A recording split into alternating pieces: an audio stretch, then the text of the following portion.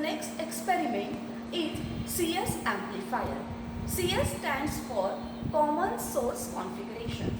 There are three configurations we get for FET: common source, common gate and common drain. We have seen in previous experiment how to design cell bias circuit for CS amplifier. Now we will extend that biasing circuit to an amplifier. The circuit diagram for CS amplifier is like this. This is our biasing circuit which consists of RD, RS, RG. This we learned and built previously in previous experiment. Now here for amplifier we are attaching input coupling capacitor of 10 microfarad, output coupling capacitor of 10 microfarad and bypass capacitor of 100 microfarad. Also in addition we are giving sinusoidal signal at the input whose magnitude we are setting as 500 millivolt or say 0.5 volt at the frequency 1 kilohertz. This is function generator which we are using to generate the required input signal. So here you can see that there are different arrangements for adjusting amplitude. So when you vary this knob, the amplitude of the signal waveform is varied. Also there are buttons provided so that you can set the desired frequency. So here it is now 1 kilohertz. If I want to change it to 2, I will press 2 kilo. So now it is set to 2 kilohertz or say 10 kilohertz like this. We want 1 kilohertz, so I will bring it to 1K. Now the waveform generated by this function generator we can observe on device which is called as cathode ray oscilloscope. So right now you can see here that from function generator we have given connection to the CRO channel, to channel Y of CRO. Okay, and this is the waveform we observe right now which is generated from function generator. As you can see here, the pointer is at position 0.5 volt and total units it is covering approximately 1 division. So 1 into 0.5, that is, it is 1 division. So 1 into 0.5, that is 0.5 volt. So we can see that we have adjusted our input signal to value 0.5 volts at frequency 1 kilohertz. If I change the amplitude button of function generator, I can see variation in the amplitude of my input signal. So right now we will keep it at 0.5 volts and 1 kilohertz. Now for any amplifier, there are four major parameters which define the characteristics of that amplifier. They are voltage gain AV, input impedance RI, output impedance RO and bandwidth of that amplifier.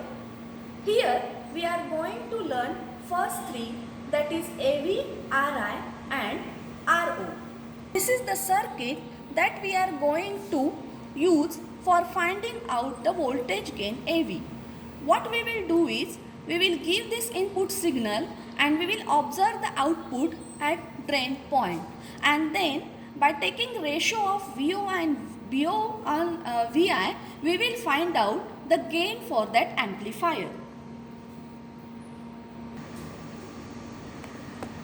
Now this is the circuit which we have actually built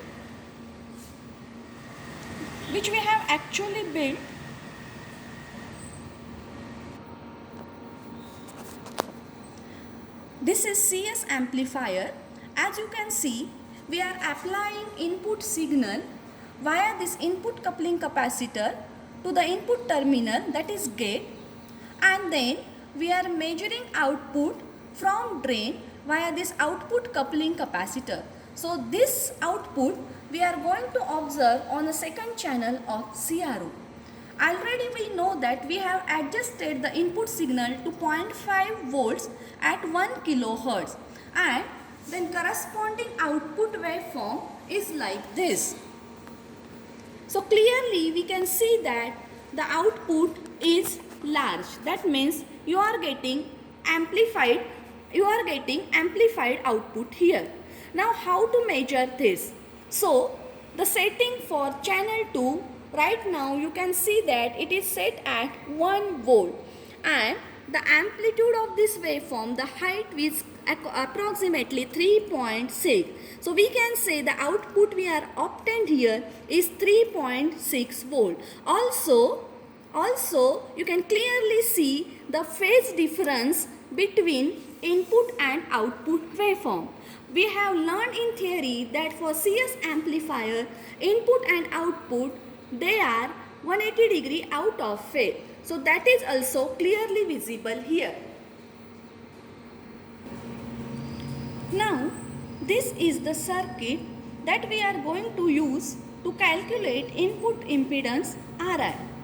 Now to calculate Ri, we do modification in the basic circuit as we insert resistance of value 1 mega ohm in series with the input signal, and then for this particular arrangement we find out output and we will call it as V1.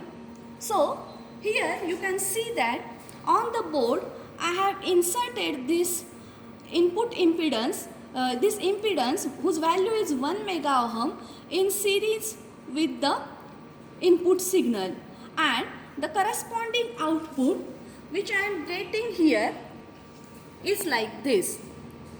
So clearly you can see that the output which was previous 3.6 volt is reduced to now 1.8 volts. After calculating Ri, let us go for calculation for output impedance Ro. Now the modification is like this. Whatever Ri we have inserted previously here, that we have removed, and we have attached a load resistance RL whose value is 1 kilo ohm.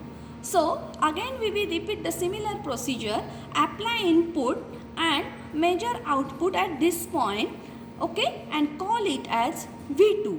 So here on the diagram, on the board, I have given input signal directly to input coupling capacitor without any intermediate resistor, and at the output I have placed this RL of value 1 kilo ohm, and this is the output which I have got. So output and input, they are exactly same, but only there is difference, phase difference of 180 degrees. So output here V2 we are getting as 1 volt.